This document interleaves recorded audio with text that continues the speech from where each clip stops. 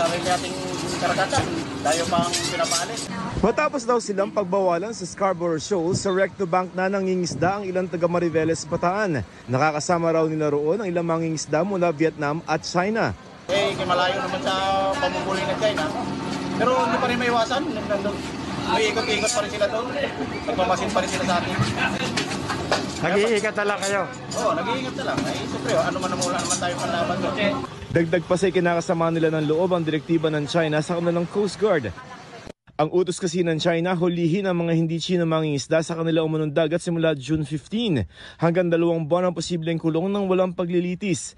Git ng grupo ng mga mangingisda sa Zambales, hindi nila dapat gawin po yan sapagkat kami po ay alam naman po namin yung ating batas. Hanggat alam po namin na wala po tayong nilalabag, ay patuloy pa rin po yung aming pangingisda dyan. Sa kabila nito, ayon sa ating pamahalaan, wala raw dapat ikatakot ang mga Pilipinong mangingisda.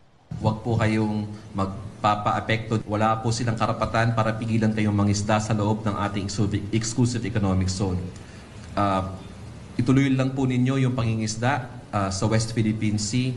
Nasa likod nyo po ang batas at nasa likod nyo ang pamahalaan. Wala pong karapatan ang Chinese Coast Guard na mag-aresto, magtitinig